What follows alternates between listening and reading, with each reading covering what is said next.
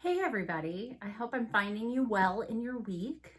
I'm here for video number 2, and I thought today I would talk a little bit more about, as a grief therapist, kind of what it is that I coach people on in those initial sessions when they come in to see me. So they've had a major loss in their life, show up at my office, and they're really just looking for something tangible, right?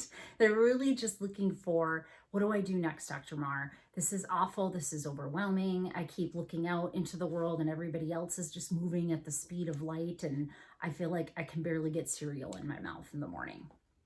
So that's generally when somebody's at the, cusp of really managing their loss, what's, in so many words, what they would describe for me. So I figured I would talk a little bit about what is it as a therapist that I would coach people on in those moments. So to start with, I will say that one of the best movies right now, contemporarily, for kids more than for adults, but we all could learn from it, is Frozen 2. Please rent this in whatever way you have to. Buy it, get Disney Plus, get Amazon Prime, whatever you need to do. You get your hands on that and you watch it, especially if you have kids, because it very beautifully moves through, what do we do when we don't know what to do? Honestly, what is it when we feel like everything that we thought was going to be is decimated? What is it that we do? And honestly, the phrase that they use in the movie is do the next right thing, or do the next thing. That is literally what, as a therapist, what I would tell people. So they come in, they're overwhelmed. How am I going to go back to work? How am I ever going to get back into the rhythm of my life? It just doesn't feel like anything is ever going to be the same. And I'll honor and reinforce for them, no, nothing is ever going to be exactly as it was before. And much like I said in that first video, a lot of what we're doing here is creating a new normal. Now, that new normal may look a lot like our old normal, but our new normal in this situation will always be a world where a pandemic is possible, where government can shut down business, can, basically force us to stay in our homes and stay away from one another. This is crazy, this is stuff of movies. This is not what we thought was going to happen. And no, it's not going to be the same, because you always will live in a world now where this has been able to happen. But as a therapist, what I would coach somebody to do is just the next thing. Like, just get up, just keep getting up and keep facing every day, and just do that day. And then when you're done with that day, do the next one. And if you can't do one day at a time, do, 1 hour at a time. What am I doing next? What am I doing next? What am I doing next? Stop trying to hold all of what, I'm going to change my whole life around this. I'm learning all of these things about being home and being with my family and making meaning of all of this, which is a really important stage actually in the healing process with grief, but it's so many steps down the way. We are still in the beginning stages of this. We are still in the reaction phase of this, and we haven't really gotten into the response stage of this. However, part of do the next thing, do the next right thing, has a lot to do with getting from, the sky is falling reaction to what can I do? What can I do? What do I control? And I think a better question, or a more helpful question, is not what do I control, but whom do I control? This one. There's only one person in this whole world that you control, and that is you. What's the next right thing for you? That might be waking up and just putting food in your mouth. You're right. It might just be getting cereal and putting it in your face, because that's all you can think of. Everything else seems overwhelming. For some of us, we're a few weeks into this and we might be kind of getting into a new routine. But if not, that is definitely a next right thing that I would encourage you to do. Find what your new routine is.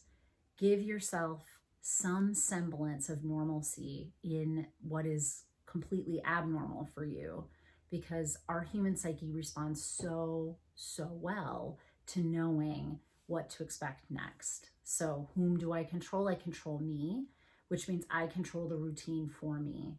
Now, if you're, a parent or a partner, or you're living with other people, certainly, there's independence and interdependence. So some of the routine for households will depend on how you guys operate as a system as well.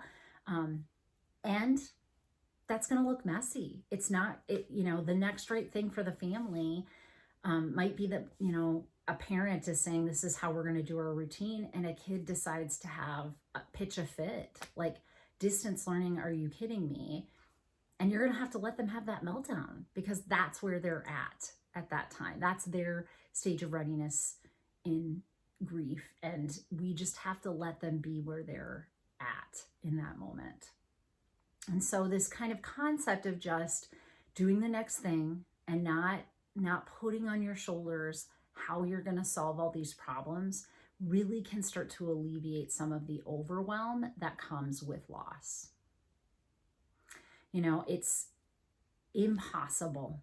It's impossible for us to know when this is going to end, what that's going to look like, what changes are going to be permanent versus which ones were just temporary as part of the containment process of the virus.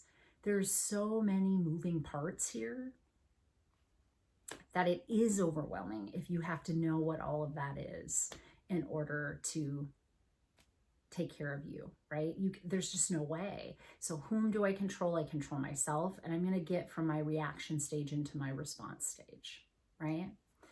Another big thing that is super difficult in the grief healing process for people is they want to be able to do something. So I am talking about kind of next right thing, because, just staying in the moment is about the best that we can do at this point. And a lot of what this is just learning how to be in your new normal. Not learning what you'll do, but learning how to be. So human doings have really hard time being. Why? Well, we judge our worth. We create our sense of self out of all of the things that we're doing. And you're still kind of seeing some residual of this, like in social media, where people are kind of posting, this is how this is going, this is how this is going. And that's great, because that might be the next right thing that you need to kind of keep touching base with people in your social media world and kind of feel like, okay, I'm doing what everybody else is doing, so I'm feeling like at least I'm kind of staying on top of it, right? But really, probably one of the most valuable skill sets that you're ever going to have in your entire life, but certainly when you're going through a change of this magnitude, is to learn to just be. Not do anything, just be with yourself. And you've got nothing but time right now, and so it's certainly the opportunity is there. The other piece of what's created opportunity here is that things have disoriented to such an extent. Like I had said last week, kind of the curtain has been pulled back, and you see how little control you really have in this world. And, you can refocus on what are my values, how do I want to move in this world? That's all about making meaning, which is a beautiful part of the healing process, but way down the line. It isn't where we are right now. So I would say that, one of the things that we're trying to do here is just learn how to sit and feel and be without changing any of that, without putting our mark on any of that, without fixing that, without addressing that, without making it go away, just letting it be. And we suck at it. Like human doings, we're all over the place in America. We, create value on how well we do in the world, quite literally. We're marketed at from birth as to like, how do I, get a bigger, better car, a bigger, better house. I have to have makeup, I have to exercise, I have to eat well, I have to blah, blah, blah. I mean, it's all over the place that you yourself aren't good enough and you need to do more to be a better you. I mean, that is kind of the premise of marketing and consumerism and getting you to buy into getting the things that that people are selling. So, okay, we're horrible at doing this, Dr. Marr. What? Like, what are we gonna do then? Well, there is no magic. There is no like, here, let me give you your 5-step process to blah blah blah. No, it doesn't work that way. Learning how to be is just a practice. There's things like meditation and mindfulness practice, and there are tools out there to help you learn how to just be in yourself. However, the truth of the matter is, it is just practice. It's just repetition. It's just doing it poorly at first, falling down and getting back up, falling down and getting back up. Instead of making your mind go to the next thing of what do I do here, or how do I do this, or da da da da da, just be.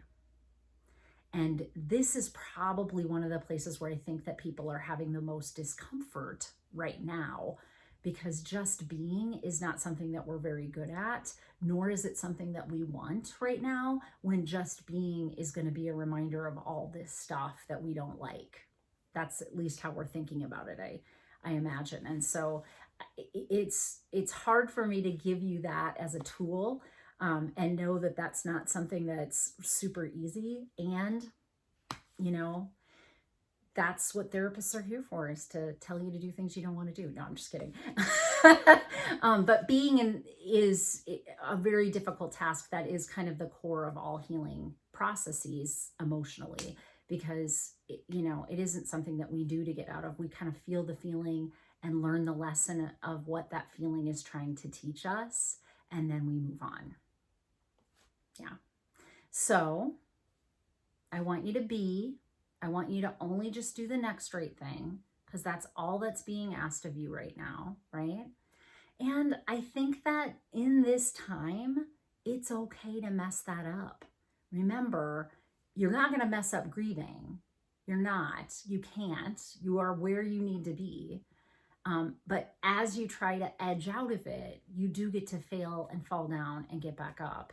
That is how the brain learns. That's how the psyche, starts to make its way in the world, is by falling and getting back up, falling and getting back up. That's what we're going to do here. We're going to learn how to be.